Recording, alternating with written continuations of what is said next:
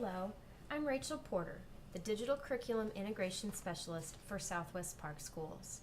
I want to explain to you what the practice of using digital curriculum looks like as your sons and daughters are receiving computers for school and doing more work that includes technology. It is important for you to understand that we are in no way saying that we will be operating a paperless school, getting rid of all of our books, or moving away from hands-on activities. All of these things are still important and will still be used. We are simply moving beyond textbooks to take advantage of the many technology tools that are available today and make a big difference in how students learn.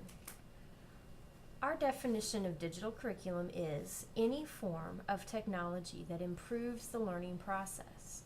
The emphasis here is on the word improves. We don't believe in just plugging in a piece of technology. We want to look for ways in which it can increase student understanding and success.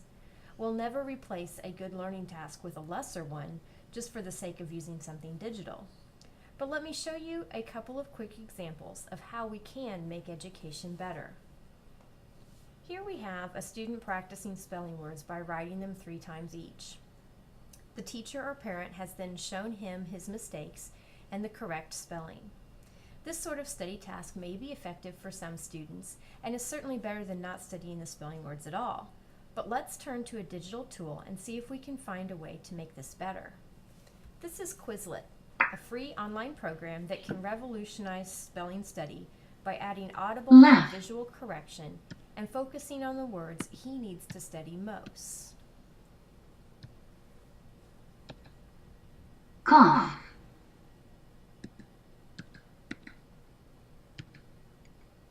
Cough. C-O-U-G-H. Cough.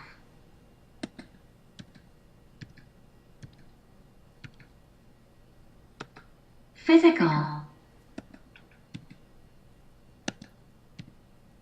This program will continue through the spelling lesson, repeating the words that are missed and allowing Physical. the students to move on after they've correctly spelled each word twice. Students Physical. visually see the word spelled correctly, they hear the word spelled correctly, and this kind of practice is going to greatly benefit most students.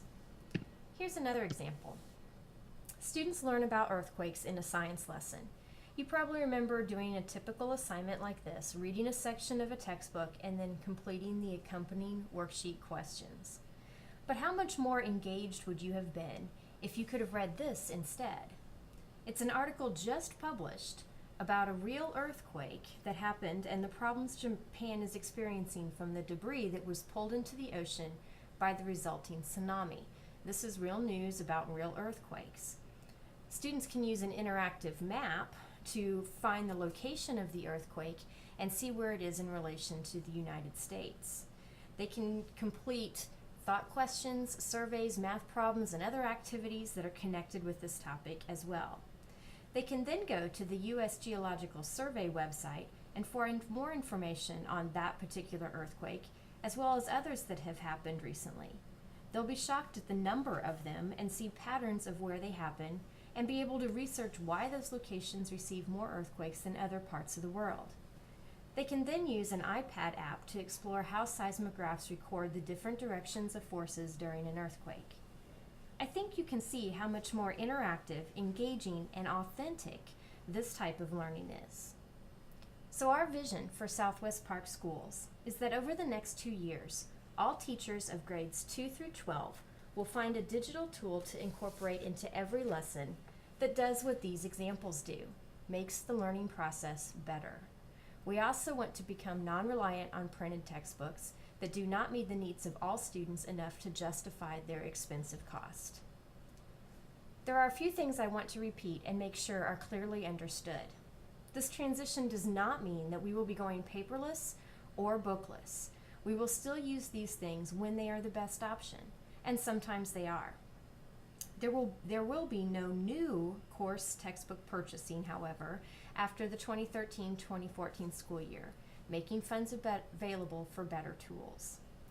These changes also do not mean that our students will be on computers all day. This would not be a good form of education. Our students still need to engage in hands-on activities, be out of their seats and active, and verbally dialoguing. Students will move on and off of their computers throughout the day. Finally, digital curriculum is not limited to the use of the internet. There are a great many other digital tools, such as iPod and iPad apps, digital lab equipment, etc., that are effective for improved learning as well as web-based resources. I hope this helps to calm any fears you have about what we are doing and how we will put into practice a new kind of education using these computers. If you have questions or concerns, I'd love to talk to you. Please contact me.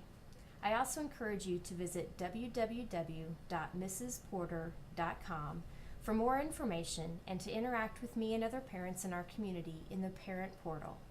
Thank you for your time.